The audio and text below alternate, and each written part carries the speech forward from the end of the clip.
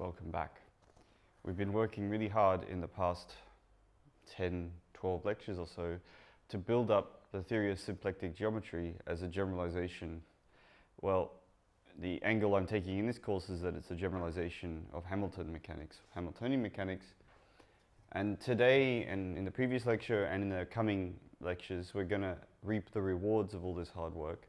And we're going to start to talk about generalizations of Hamiltonian dynamics, and like really huge generalizations that will find applications throughout physics and mathematics. And the first step on this way is to talk about the actions of Hamiltonians on symplectic manifolds and to understand their structure. And then we're going to take this structure and generalize it and then build the theory of moment maps, which is what's coming in the coming lectures.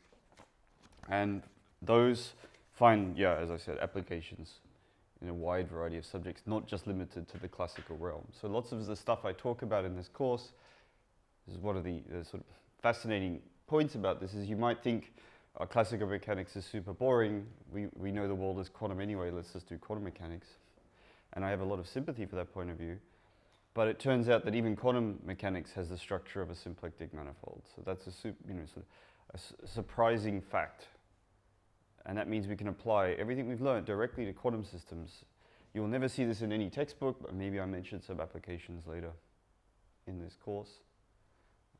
And as it turns out, there are a variety of places where people have applied the techniques of symplectic geometry to understand things like quantum entanglement, or to study path integrals and other things appearing in quantum field theory, for example. So there's lots and lots of reasons to want to study symplectic geometry, not just to build a lovely mathematical framework for classical mechanics. So the first part of this lecture is a little bit of a review, one parameter subgroups of diffeomorphisms.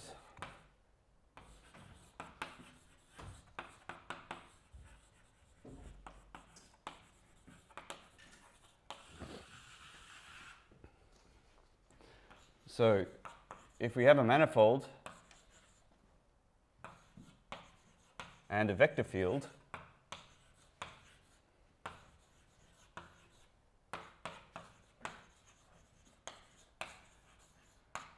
and like always in this course, we're going to assume that the manifold is either compact or the vector field is complete, so that we can integrate everything for all time. Let's suppose we have a manifold and a complete vector field.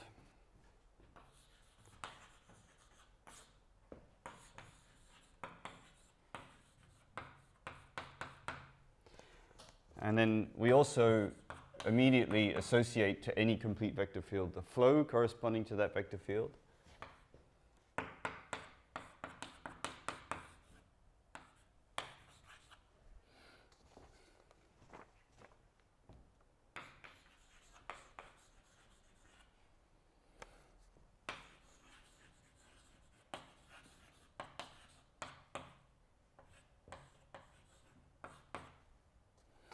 And we also know that these are diffeomorphisms for any t.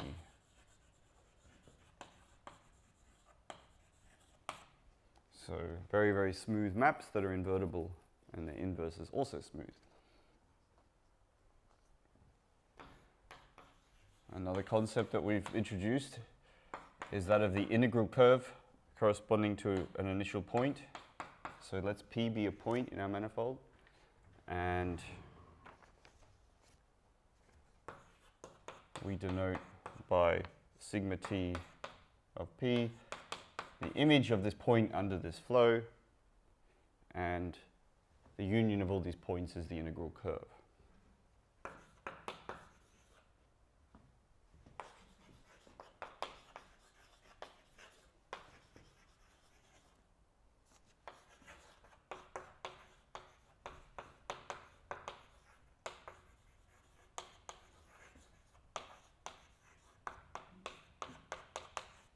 All right, so far so familiar.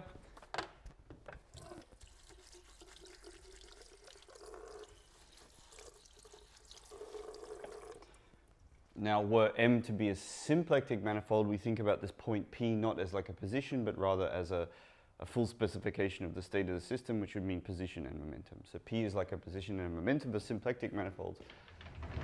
However, we're not talking about symplectic manifolds just yet. It's just a normal old manifold. Could be odd dimensional.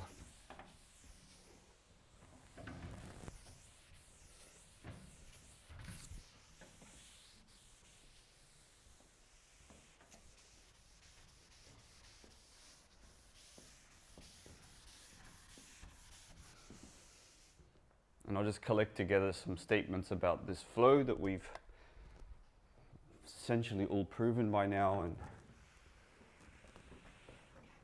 they should be familiar, and if not, then they're a very easy exercise to establish. So what do we know about the flow? Well, I'll draw a little picture just to illustrate this. So you could take the manifold M to be the surface of the 3-sphere, in other words the 2-sphere. You could take a vector field on the sphere, just being one that points in the easterly direction, and take a point on the sphere, and the integral curve is a circle like this. It's a good example of a vector field on a manifold and its corresponding flow. So we know a couple of things about this flow. So we know that at time 0, the image of the point P under this flow is P. Okay, that's pretty good.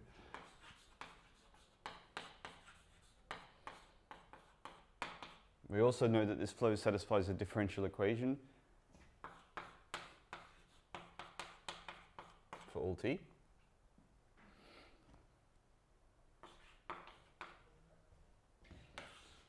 And we know a little bit more by appealing to the uniqueness of a solution to ordinary differential equations.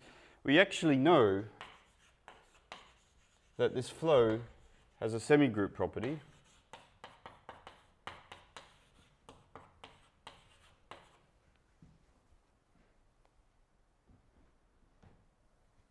pretty neat.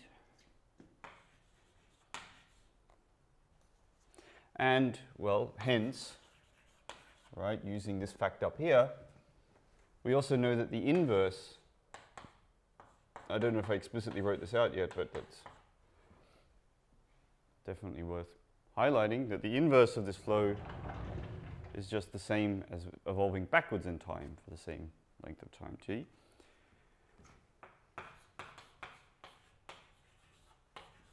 And if you collect this all together, then we actually have a rather important corollary. It's not. I mean, it's not rocket science once you see these two facts, but it's something that helps us in generalizing Hamiltonian dynamics to a more general setting. So the map, which takes a real number and hands you back the flow according to the vector field x for a time t, so this is a map, isn't just any old map, it's a homomorphism.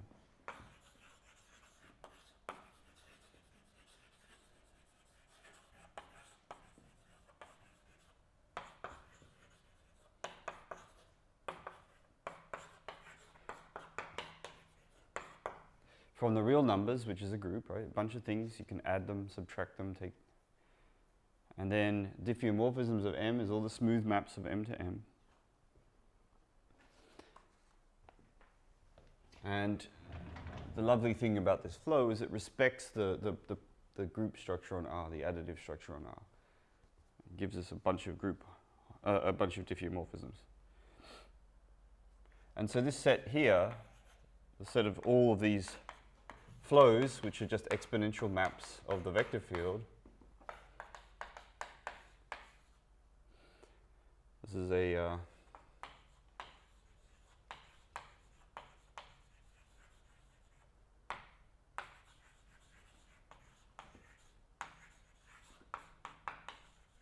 one parameter group of diffeomorphisms.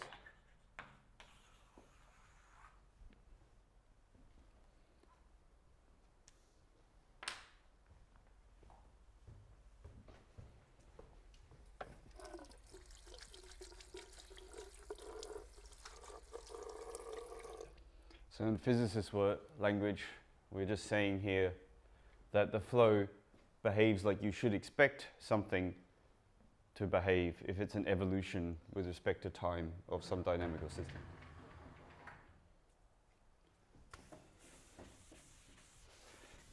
So t, you can really think of t as time. So it could have gone wrong. It's sort of worth stressing always when you have something that looks nice, what could have actually gone wrong and made life really horrible. It could have been that this group property didn't hold. That could have been.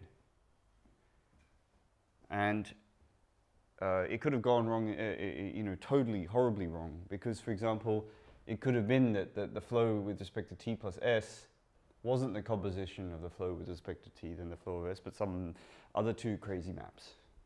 That actually happens. There's many, many examples of evolution systems where these kind of things happen. And one of them, sort of worth pointing this out, is if you define the map ft equals sigma, say, t squared, that's no longer a group, or even more pathologically, sigma root t, things like this.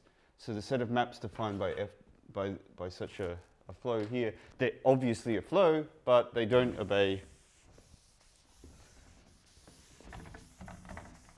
some of the natural conditions you would hope for an evolution with respect to time. And it goes downhill from there. They can exist. We also know that there can exist flows if the vector field is not complete, where you can't even go past a certain time. It's a sort of an abrupt end time beyond which the solutions no longer exist.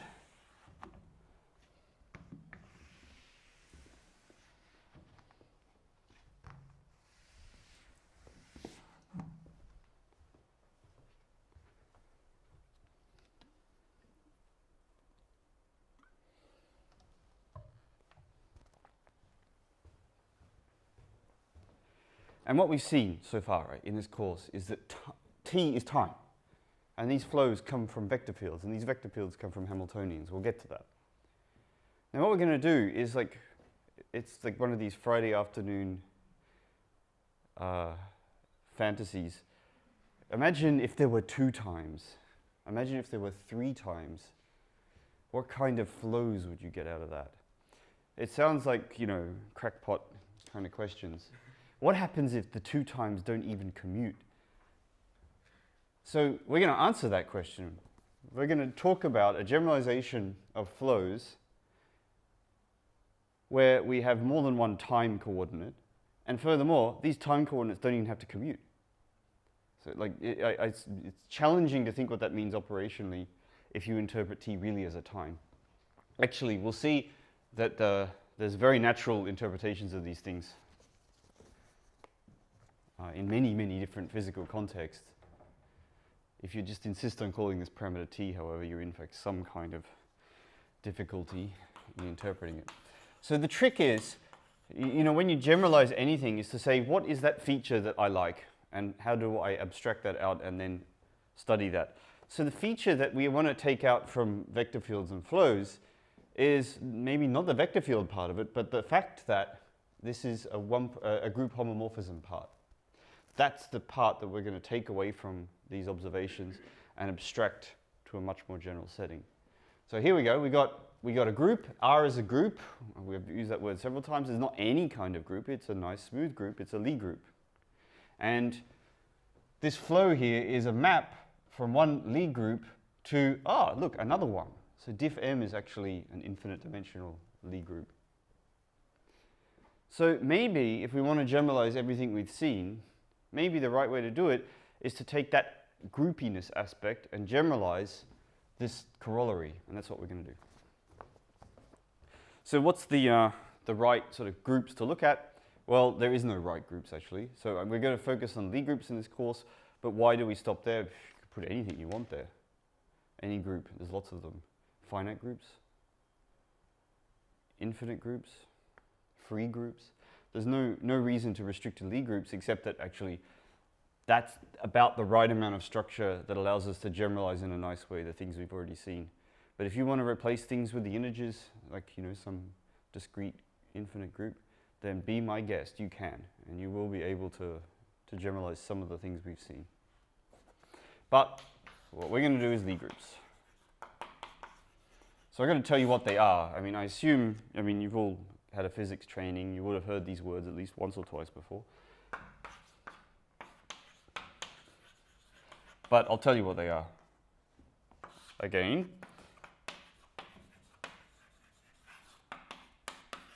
just so we have a clean reminder on the board. So a Lie group, what is it? Well, it's a manifold. So it's not just a group, it's also a manifold.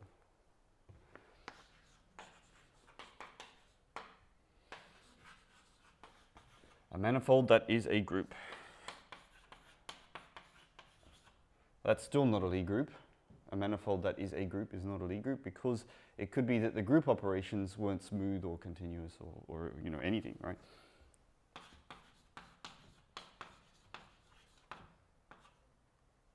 So you've got two group operations. One is the group product, which takes two elements from the manifold and gives you another one. So that's multiplication or composition or product rule. I'll just use dot. And you've got another group operation, namely taking inverse. Once you know how to do those two things, then you can get the whole group.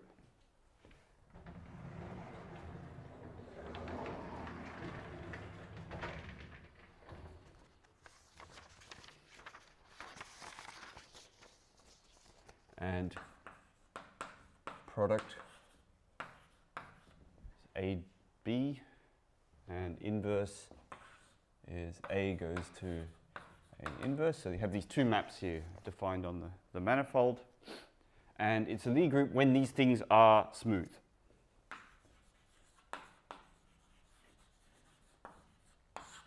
Smooth maps.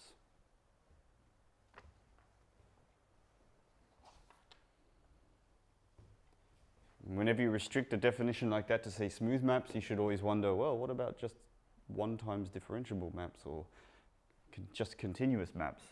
And you get a generalization, this topological group notion, when you do that. And then you say, what about discontinuous maps? And then you get all kinds of crazy stuff.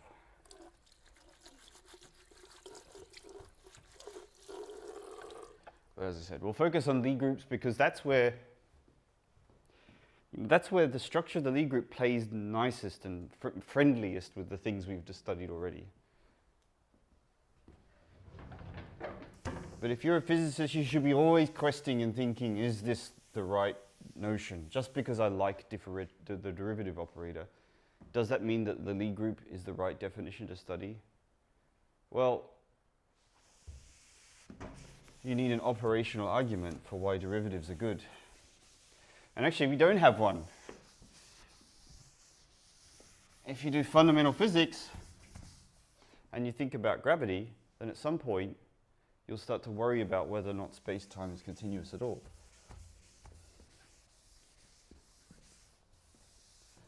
Because there's a couple of really compelling thought experiments that you're probably familiar with to do with black holes. They really force us to think about what's the operational meaning of space and time. And it's an idea that's certainly been around for a while, that's neither space nor time are in fact continuous, and that continuity is an emergent phenomena. So ultimately, maybe the right way to generalize things is just have a group and to study somehow continuum limits.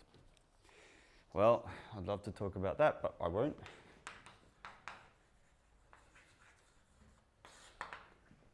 Let's talk about some examples of Lie groups before we get into our generalizations. So the first Lie group is one we've already met, is the real numbers themselves under the addition operation.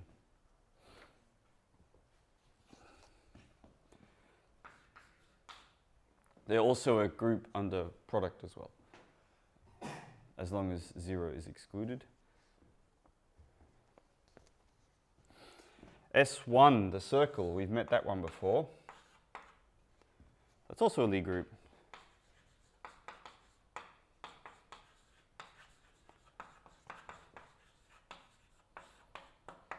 we have a name for this group, S1. That's the group of norm 1 or absolute 1 complex numbers under the usual product from C.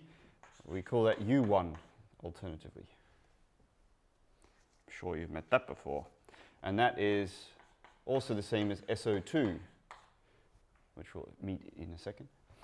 So SO2 is the group of 2 by 2 real symmetric matrices,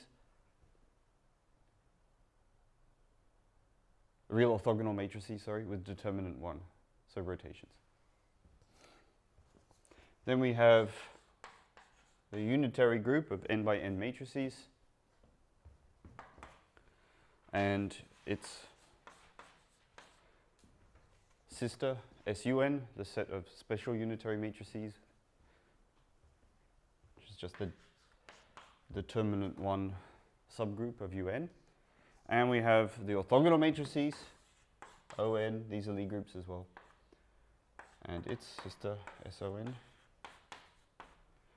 And the biggest one of all is GL of n, the set of invertible n by n matrices. This is not all examples of Lie groups, but this captures pretty much all of them. I'm missing out the symplectic ones. It's a bit ironic in this course, I suppose. Symplectic matrices, 2n by 2n matrices, which preserve a symplectic 2 form, and a couple of exceptionals, and then that's more or less all the Lie groups there are to know.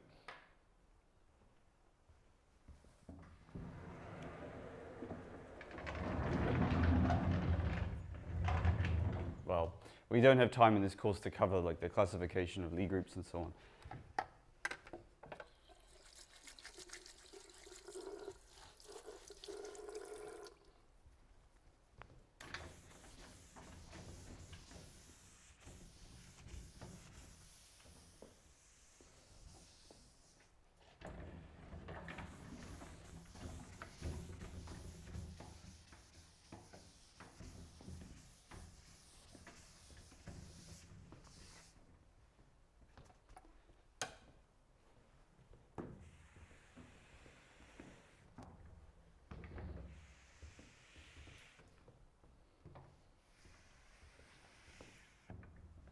Instead, what we're going to do, well, these are the finite dimensional Lie groups. Of course, if you go infinite dimensional, then you open Pandora's box and all kinds of craziness comes forth.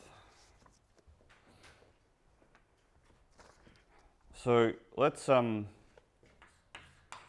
actually dwell on classifying and understanding Lie groups. We're just going to accept that these are the interesting ones and work from there. Instead, we're going to be focused on a problem that's much more relevant to physics, directly relevant to physics, namely finding representations of these abstract groups over here. These are just abstract entities that obey some rules. And it's not physics until you can find a representation of one of these abstract things on a physical system, and a representation is a symmetry. So let's talk about those instead. So what is a representation of a Lie group or of any group?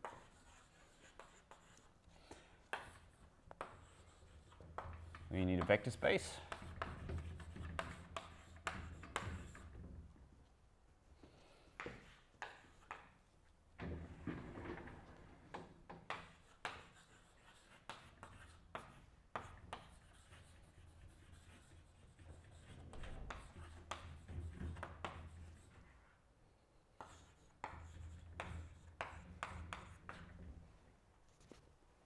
So that's what we call a representation, right? You take some abstract group, G, and you find a way to make a matrix corresponding to every element of the group G, such that those matrices obey exactly the same group law as the original elements. We're going to be focused on representations of Lie groups in this course. Sort of.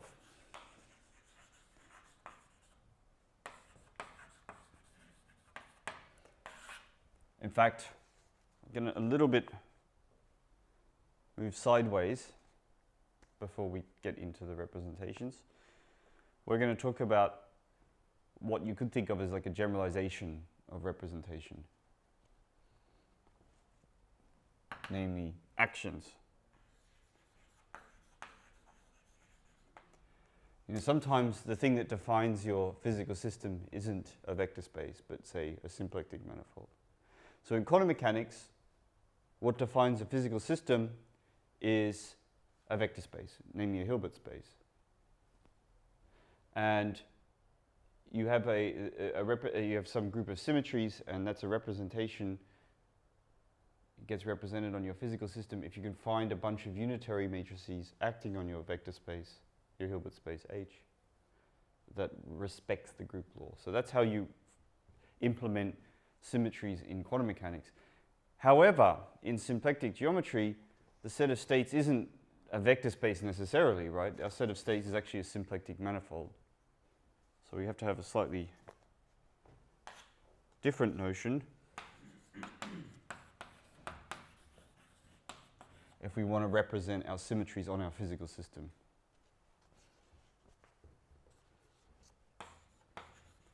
Namely that of an action. So if you have a Lie group, then you want to find something analogous to GLV, right? GLV is a set of things that you can do to your set of states.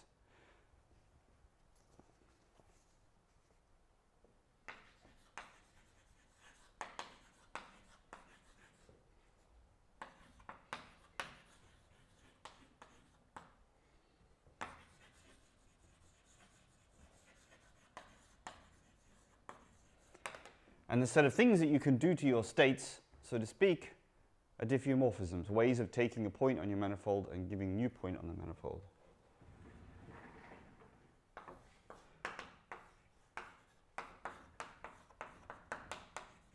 So an action is just the analogous notion to that of a representation. You associate to each element of the group an operation of your set of states.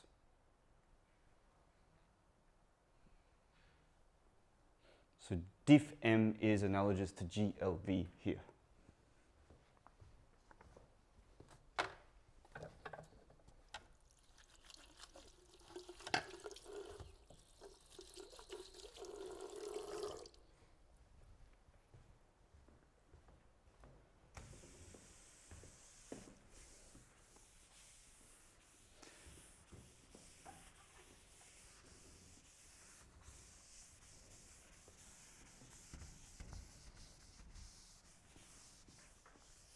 Now if you let M, your manifold, be the vector space in this notion here, so let M be the vector space V up there, then GLV is a subgroup of diff M. You can see this is some kind of generalization of representation when you've lost the vector space structure.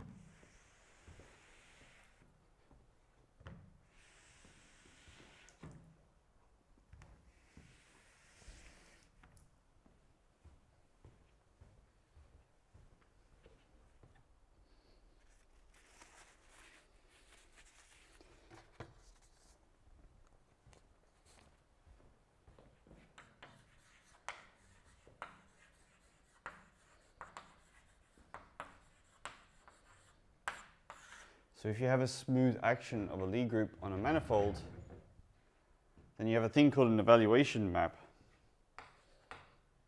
associated to that. What does it do? Well, it takes an element of the group G and a point of the manifold M, and it takes you to the result of applying psi G to that point M.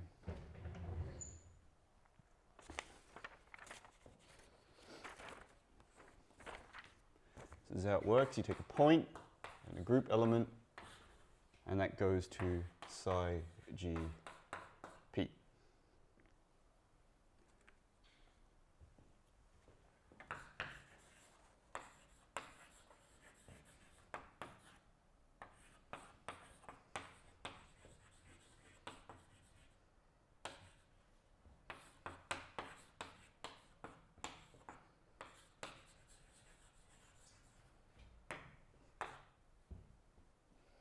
and this action is smooth if this map here from M cross G to M is smooth.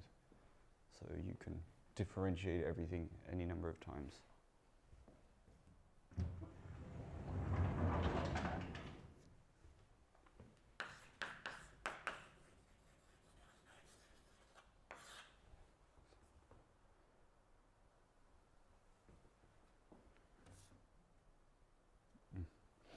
Example.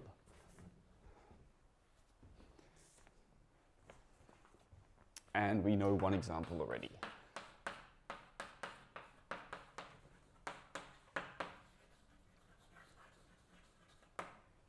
So if X is a complete vector field, then the flow associated to X is a smooth action.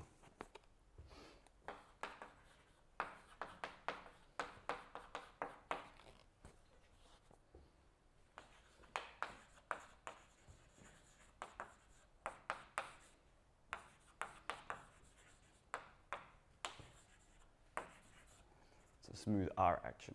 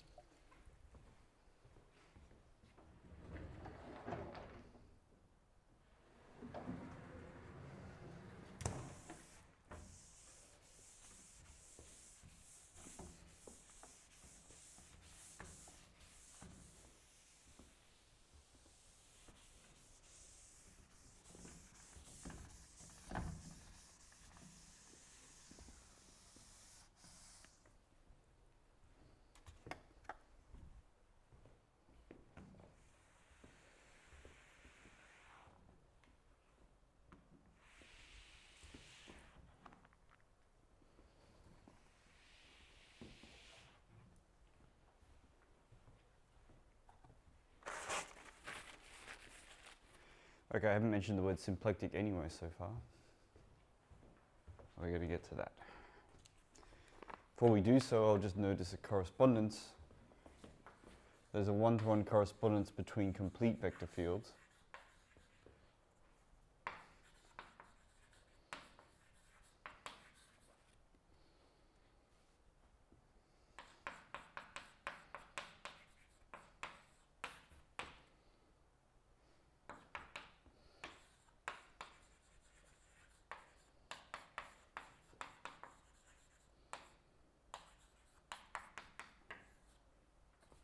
and the way this works, so we know one arrow.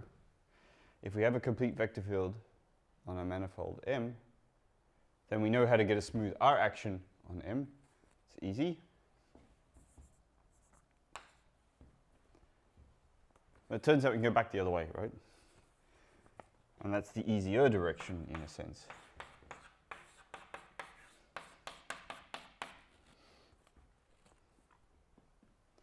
So if you have a smooth R action on M, you can go back the other way by just differentiating it.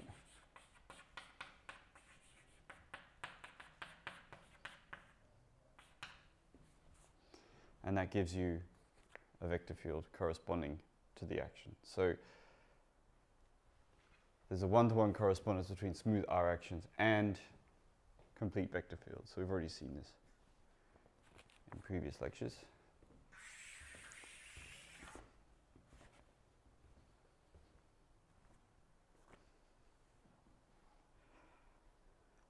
So we've assembled now a very suggestive bunch of definitions. We've abstracted the notion of time away to a smooth action, in this case of manifold smooth R action. And we've spoken about Lie groups as though that's a candidate for generalizing time. But we haven't mentioned the word symplectic anywhere. So symplectic manifolds being generalizations of phase space, there ought to be a way to make all of these notions compatible with the symplectic structure. And indeed there is.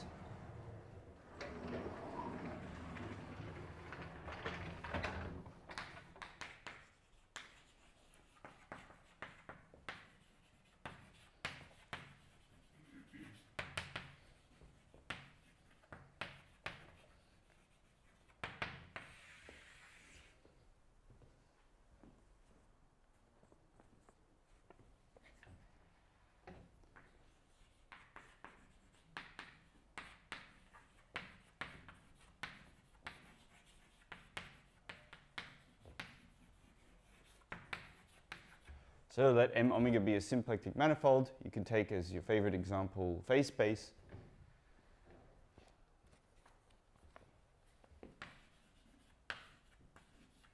And now we take a Lie group.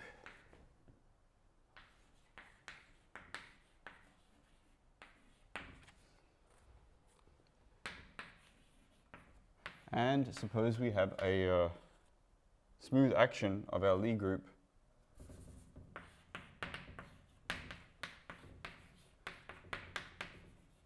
on the manifold M.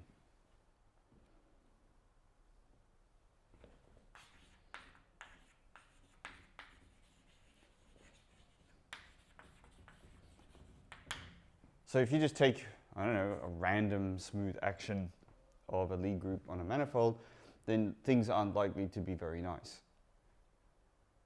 Because these diffeomorphisms here most likely don't preserve the symplectic 2 form.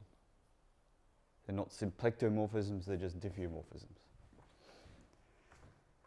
Now the symplectic 2 form is a thing that gives symplectic is what distinguishes symplectic geometry from normal geometry. It's this notion of oriented area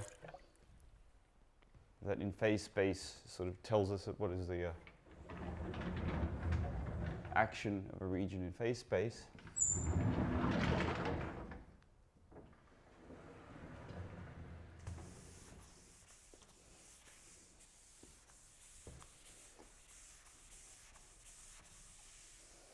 And you don't want to destroy this 2 form, this symplectic structure.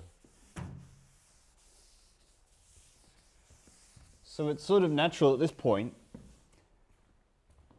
to say, okay, if we've got a smooth action, let's suppose that this is a nicer action than your average diffeomorphisms. Let's suppose that this smooth action actually goes not from G to diffeomorphisms of N, but to a subgroup of the diffeomorphisms, namely the symplectomorphisms. They're the natural ones, the natural maps of a symplectic manifold to itself.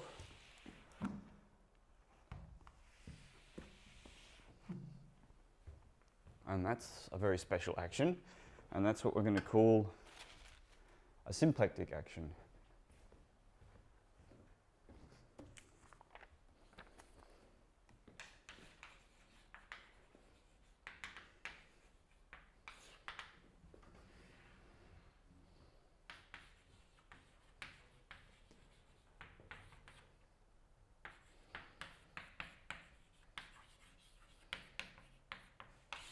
So this action is symplectic.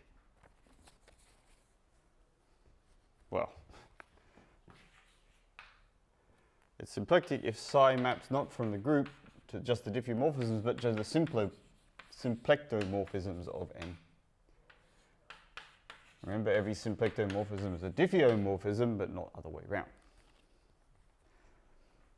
And these are the ones that are interesting for physics. So symplectic actions are very interesting. They preserve the notion of position and momentum, if you like, in phase space. And we have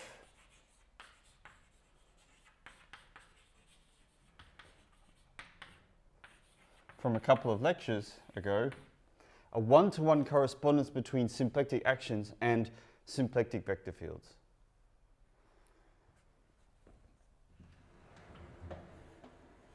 And this is fantastic because it allows us to take what is apparently some horrible, disgusting global notion and reduce it to a local notion that we can check locally. Do we have an action that's symplectic or not?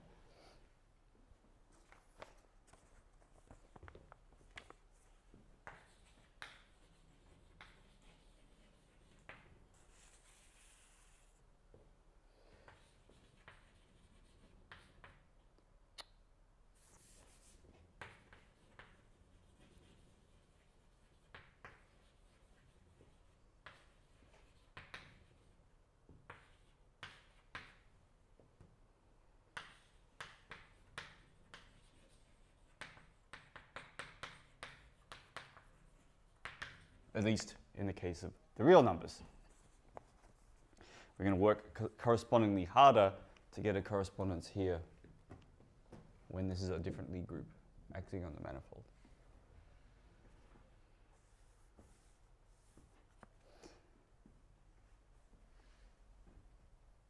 Now, I've said symplectic actions. Now that's, so this is it in some sense. We're kind of done with this definition. We have a way to talk about representations on our space of states. So M is our space of states. G is our Lie group, a group of symmetries of our systems, a time translation symmetry, which you can upgrade to, say, space-time translation symmetry, which you can upgrade to, say, Poincare invariance, or whatever group that you like. We have a way to talk of its action on the space of states which respects the structure of our space of states. And we're kind of done with that definition. And in some sense, that's fine, right? So symplectomorphisms are really, in a lot of ways, they're kind of nice. They're nicer than Hamiltonian actions because you just check them locally. You just know whether or not you have a symplectic vector field just with a local condition. You don't have to look at the topology of the manifold or anything like that. And in a lot of ways, symplectic, what's wrong with calling symplectomorphisms evolutions in physics? There's nothing that I'm aware of that's particularly wrong with that, except that you lose the notion of the Hamiltonian, which is like this energy constant.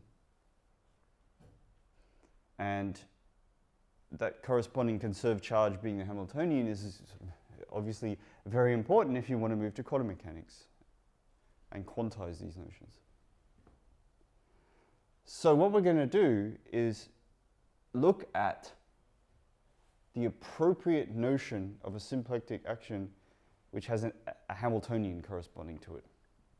Now that's sort of easy to understand what that can be in the case of R actions. We've worked that out already. A symplectic vector field is Hamilton. We know what condition that is, right? We know when that's true. It's got to do with this first cohomology group. But what about a Lie group? What does it even mean, Hamilton, for a Lie group acting on a manifold, on a symplectic manifold? It's as if you have some number associated to some function associated to the Lie group everywhere. How does that even work? So we're going to try and pull apart that puzzle. We'll come up with a very satisfactory answer by the end of tomorrow, the next lecture. Before I get onto that, we'll do some examples.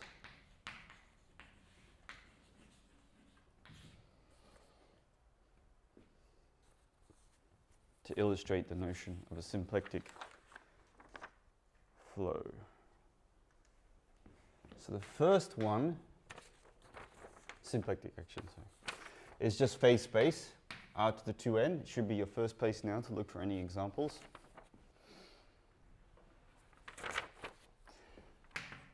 And the symplectic 2 form is just this one. Am I using x's and y's? Yes, I am. So we have a symplectic 2 form. And let's choose some complete vector field. So the most obvious one maybe is just minus d dy1. It's a vector field that you can choose. And the orbits,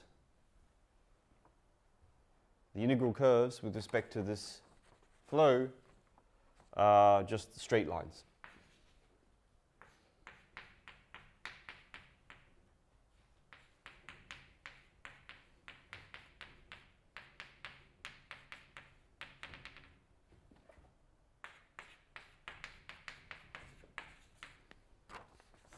And the Hamiltonian is, there is a Hamiltonian.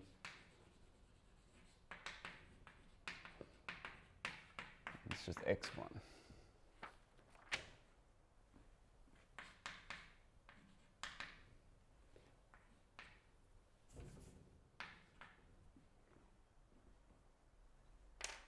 Okay, so that's a group of an action, a symplectic action of R on a symplectic manifold. Very simple action.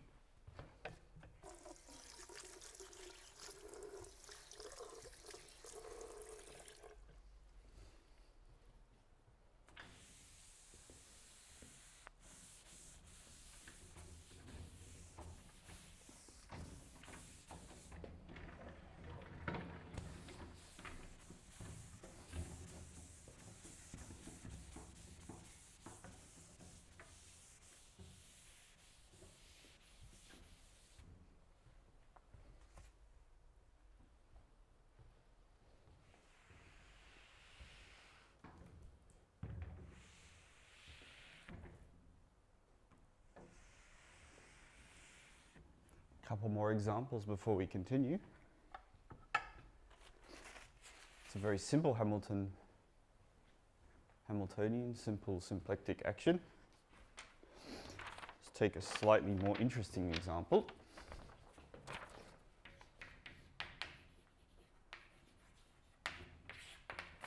I'll just do it for R2 with a and we'll generate our symplectic vector field from this Hamiltonian here. Okay, that one should be familiar. It's a harmonic oscillator.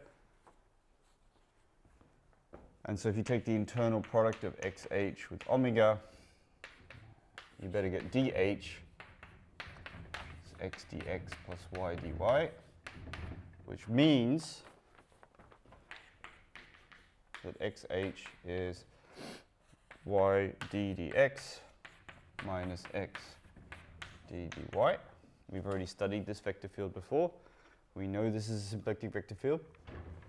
And we know its orbits, right? There's circles in phase space.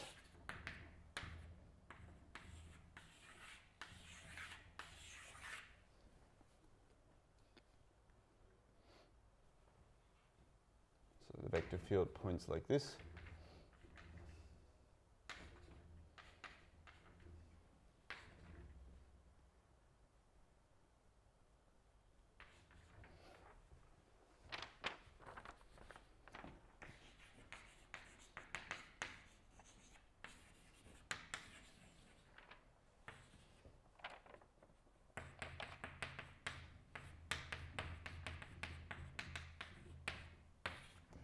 And now what's interesting about this symplectic action on R2 is that it's not only an R action, but it's also another group action on this manifold. So it's a symplectic R action.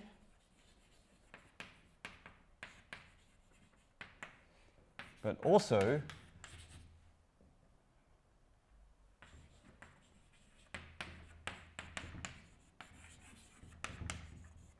because these curves join up after 2 pi units of time in suitable units, then it also gives us symplectic U1 action.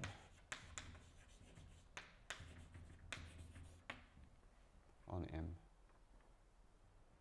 It's kind of cool. You can have simultaneously several different actions on a manifold, depending on the trajectories.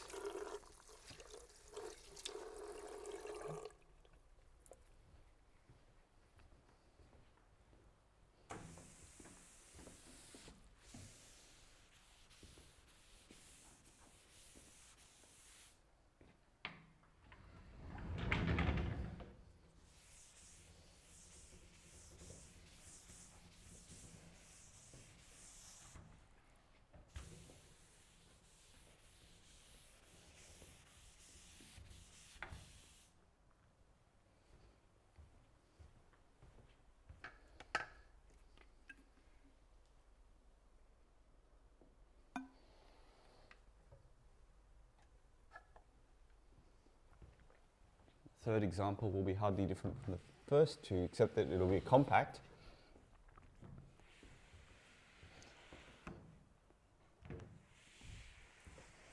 So there's this miraculous example of a symplectic manifold, namely the two-sphere, which doesn't generalize, but it's still a nice example. So there we've also met some symplectic vector fields on the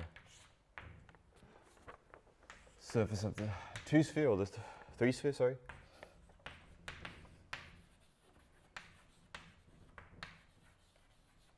So if we take the two-sphere and we give it angle height coordinates,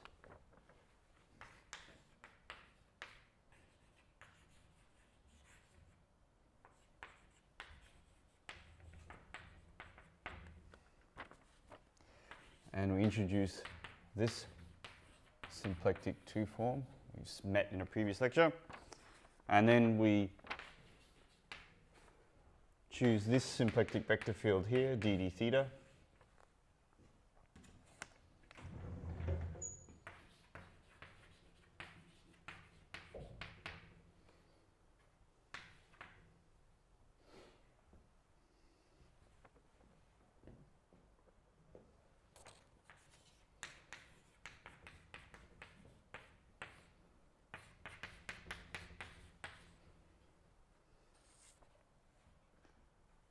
Hamiltonian for this vector field is h, the height function. And so we get a symplectic R action and a symplectic U1 action again.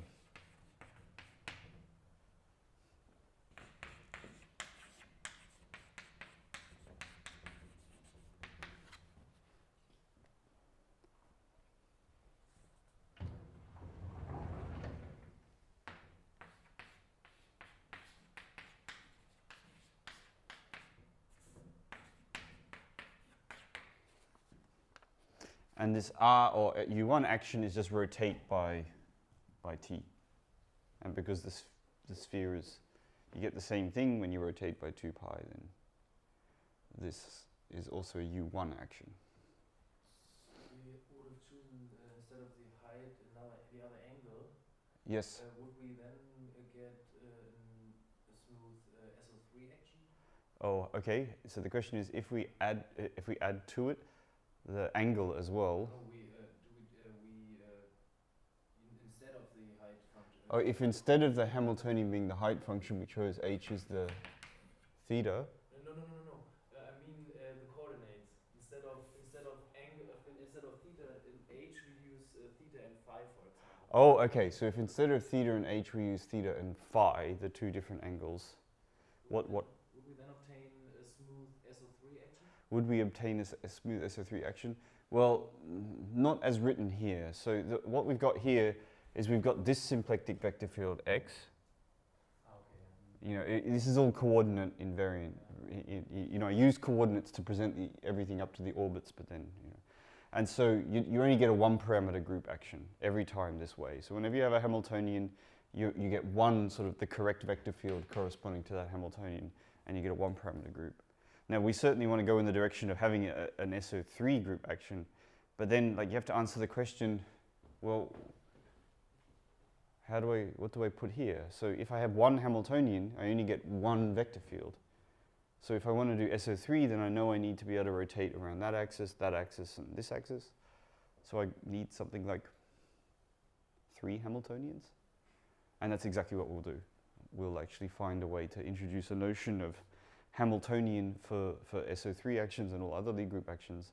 And it'll have a special name. It'll be called the moment map. So that'll happen next lecture.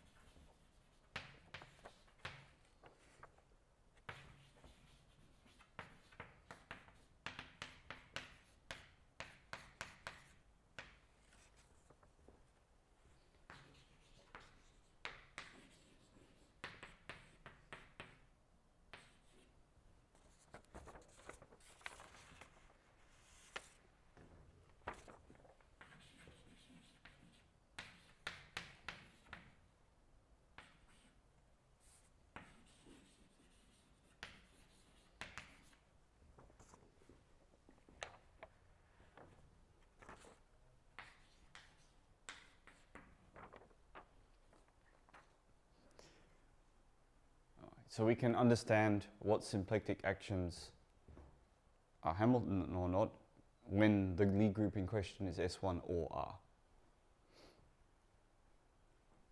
So the answer is a symplectic action is Hamilton if when you find the vector field from the smooth action psi and you check if it's Hamilton, you find that it is. So this is, and an equivalent way of saying that is that there is some function on the symplectic manifold such that when you find this vector field generated by that function, according to that recipe there, then it's precisely the one that generates the flow psi.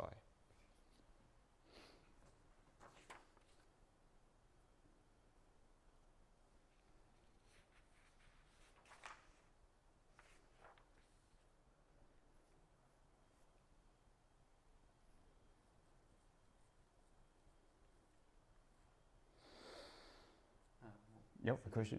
Meaningful question at this point, why we choose these groups? Is it a meaningful question to why we choose S1 and R? I think I'll make a comment about that. R we choose because we're thinking of time. So, and S1 is, if you like, thanks to this Arnold-Liouville theorem of the previous lecture. Oh, okay.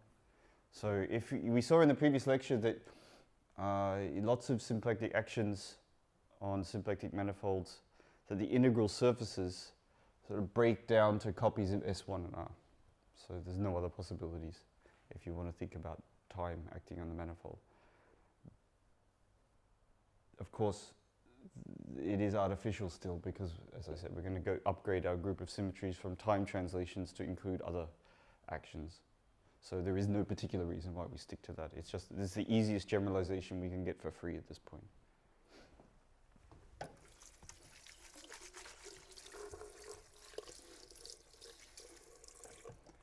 All right, next one.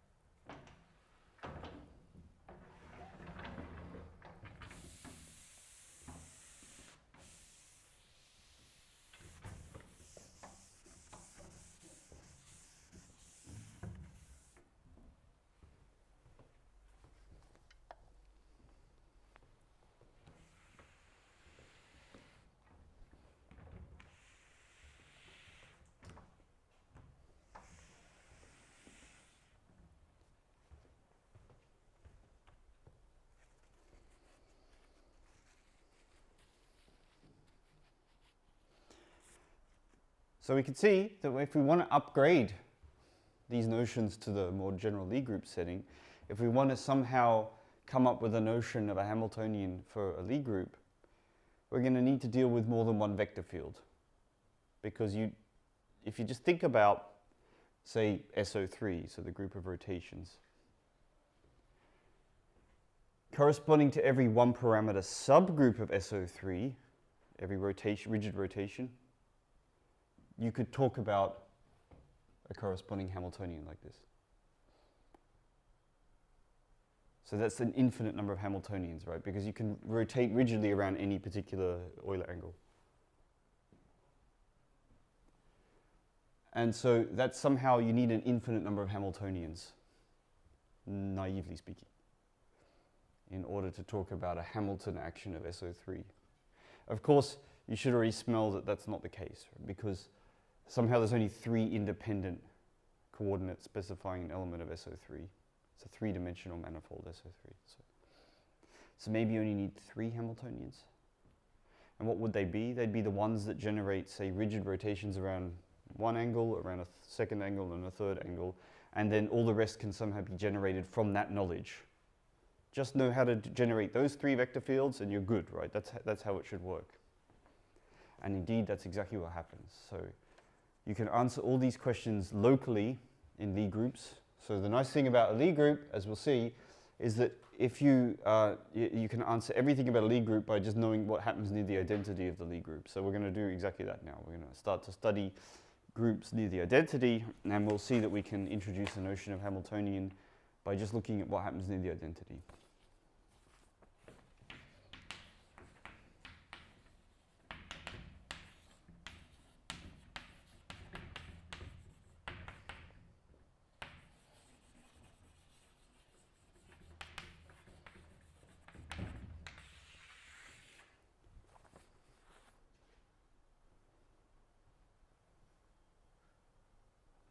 So now we have to talk a little bit about Lie algebras and their connection to Lie groups. So we've already met Lie algebras, but now we're going to connect that abstract discussion to the more concrete discussion of Lie groups.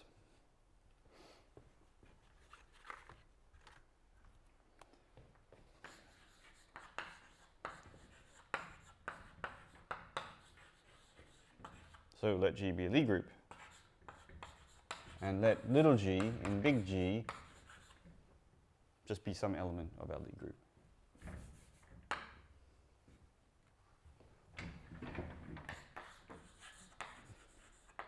Now, G is a group. And that means that we can multiply smooth map. And so, given our element G, we can build a map from the group to itself. And that map, what does it do? It just takes an element of our group and multiplies it on the left with G. So it's a bona fide map.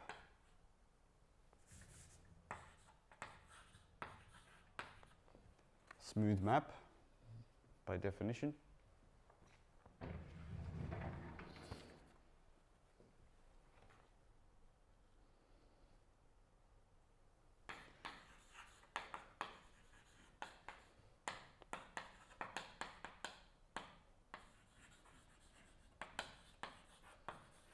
So that's the map called left multiplication by G. It's the map from G to G. But it's an action, right? It's something, it's an action of G on itself. It's given to us by the multiplication map.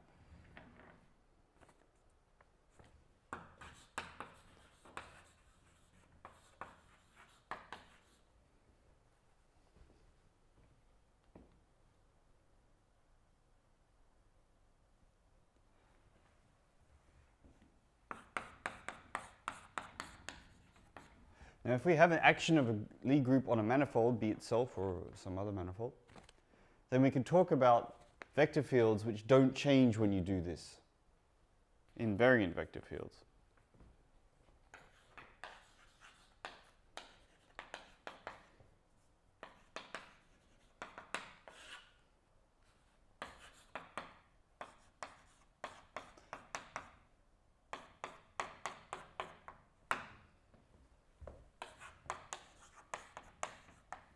Very interesting vector field.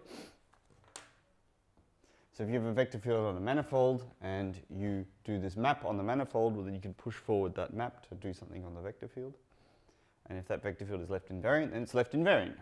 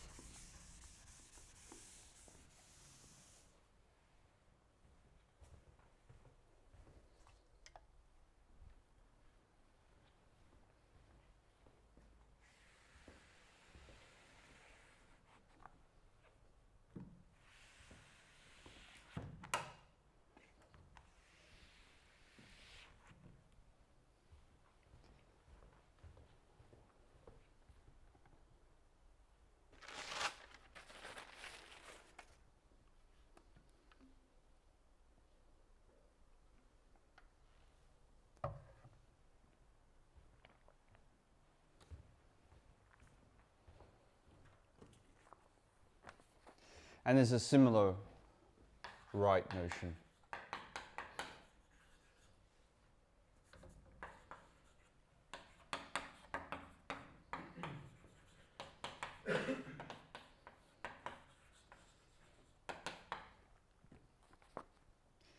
Now, there's a very nice thing to note about left invariant vector fields. If you have one left invariant vector field and another one, and you take their sum, you get a left invariant vector field. So it's closed under linear combinations. And so that makes us think of introducing the vector space of all left invariant vector fields.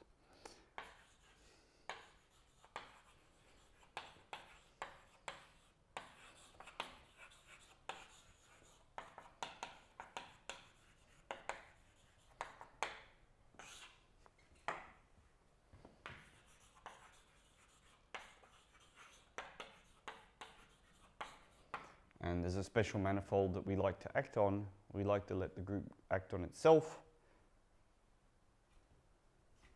So we introduce, in that context, the vector space of all left invariant vector fields.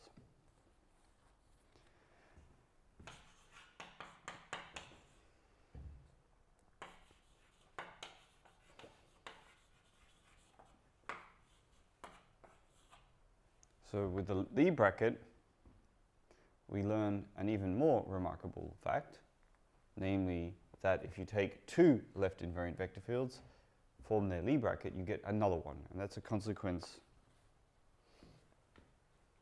of something we've noted earlier for the Lie bracket, I think.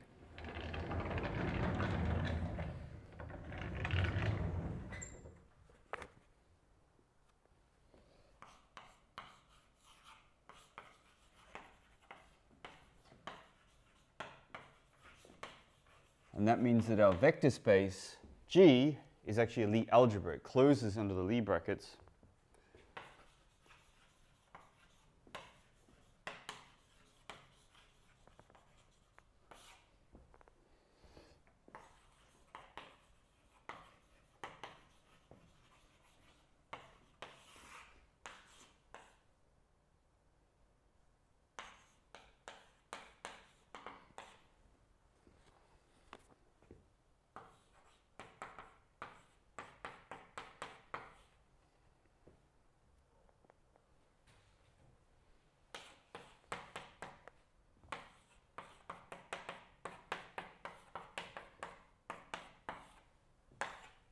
And the reason that's the case is because if you push forward the Lie bracket, it's the Lie bracket of their push forwards.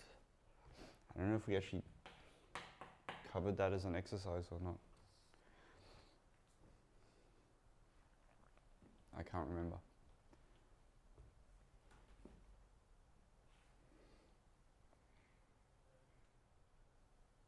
So that shows us that if we have left invariant vector field X, left invariant vector field Y, and we form the Lie bracket, we do indeed get a left invariant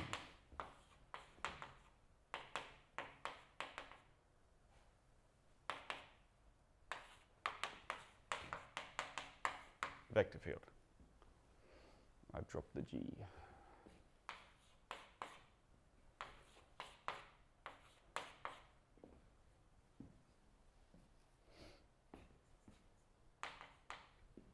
So we can associate in this very absolutely canonical way a vector space that forms a Lie algebra with every Lie group. So the input data that we had at the start was a manifold where the group actions were smooth. And the fact that the product operation is smooth immediately gives us a smooth action of G on itself, just for free. And then we can look at the vector fields that are left invariant by that action, and we see that they form they close under this Lie bracket operation to give us something called a Lie algebra.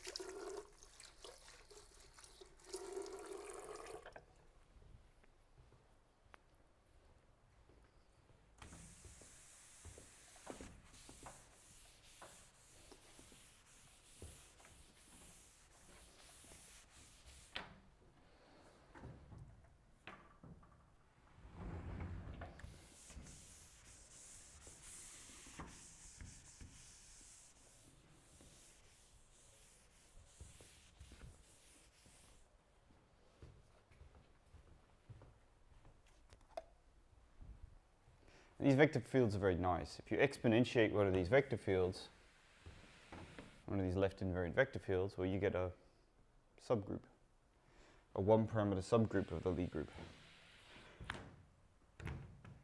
So it's sort of okay to think about Lie groups as kind of like higher dimensional spheres, kind of.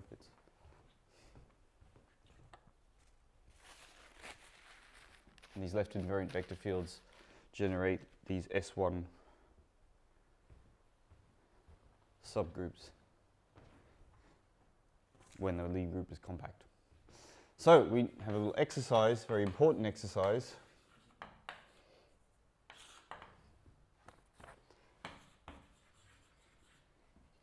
This is really crucial for using Lie algebras together with Lie groups. So show that there is a correspondence between the Lie algebra, these left invariant vector fields, and the tangent space at the identity of the group.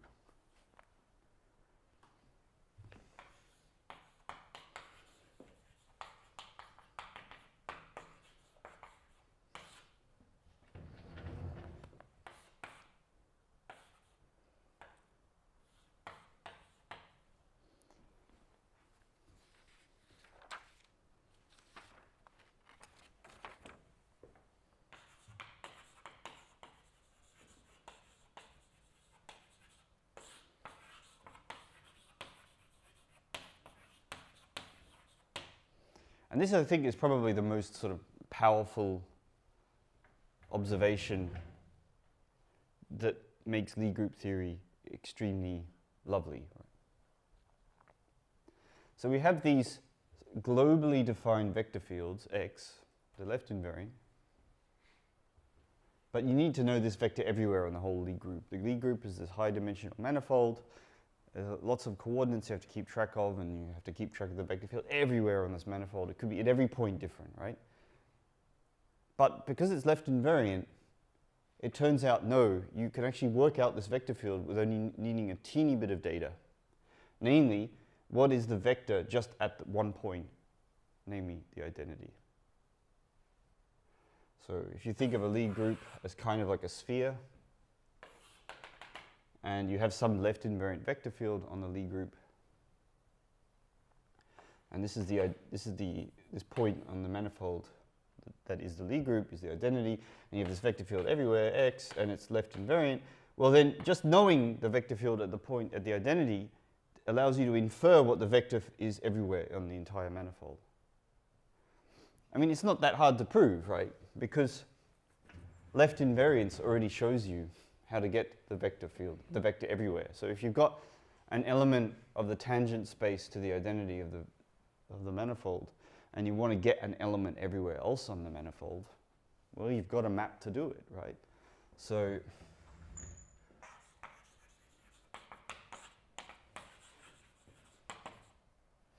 given some x in TEG, the identity, some vector xe, sorry,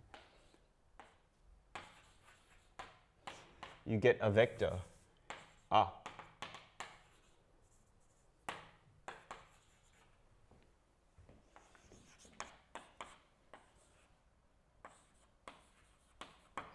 You can define a vector field on the whole group just via left multiplication.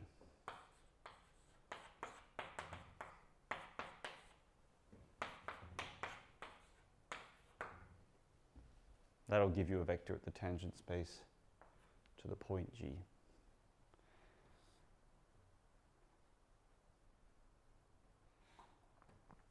So given some very local data, so this data is just super local, right? You only have to worry about one point on the whole Lie group and one vector space tangent to it. You can get this vector space of global things of left invariant vector fields. So this map here, I haven't done the exercise yet, right? You have to argue that this vector field that you define this way is left invariant.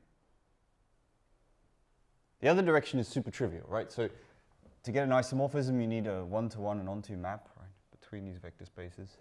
So getting a map from left invariant vector fields to points in the tangent space is super trivial. You just restrict to that point. But going the other way is the interesting direction, and that's where the exercise is. You have to argue that this construction gives you a left invariant vector field. Okay, it's not the most shockingly difficult exercise, thankfully. It's just a matter of pushing through these push forwards. Actually, I think I'll stop here. So just before I do get to co-adjoint representations, I think I'll stop with this exercise. There's a bundle of definitions we want to get through after that. Okay, thank you very much.